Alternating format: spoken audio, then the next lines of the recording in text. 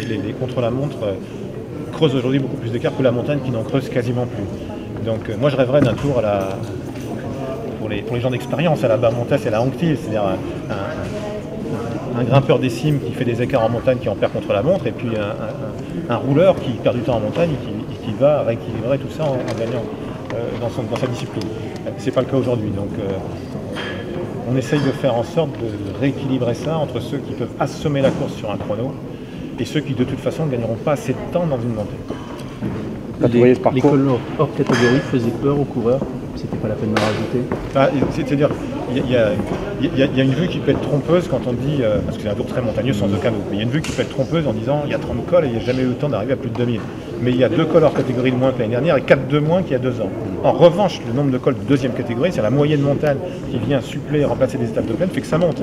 Quand sur une étape comme Mâcon-Saint-Étienne, vous avez 5 cols ou côtes, par rapport à un Fougères-Chartres, c'est sûr que ça fait 5 cols de différence et que ça se sent dans le niveau global. Mais la volonté, c'est d'aller chercher des difficultés partout où elles sont, avec un Tour de France très à l'est. C'est-à-dire qu'on ne peut faire ce qu'on fait cette année ou ce qu'on a fait en 17 que parce qu'on est très à l'est. Mais il n'est pas question pour nous de plus aller en Bretagne, de plus aller en Vendée, de plus aller en Normandie, de plus aller dans le Nord.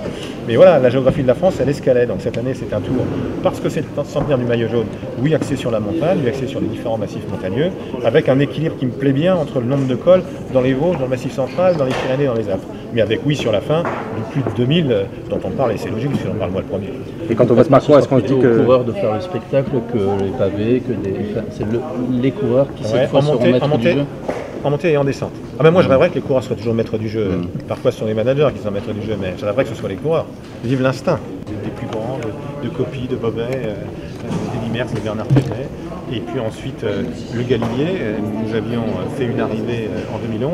Là je voulais qu'on bascule, comme on avait derrière 2 arrivées au sommet, je voulais qu'on bascule. Ça veut dire que le coureur qui va se lancer dans les derniers kilomètres, les derniers hectomètres d'ascension du Galibier, il va plonger dans la descente, et puis 15 km plus loin, il y aura Valoir. Donc voilà, c'est une étape marathon en montagne, et après il y aura 2 étapes courtes. On veut toujours varier les choses, arriver en haut, arriver en bas, étape longue, étape courte. J'espère que les coureurs en profiteront. Le Albi sera une des étapes les plus longues de ce tour. Indécise en ce sens que je ne sais absolument pas pour qui elle est faite.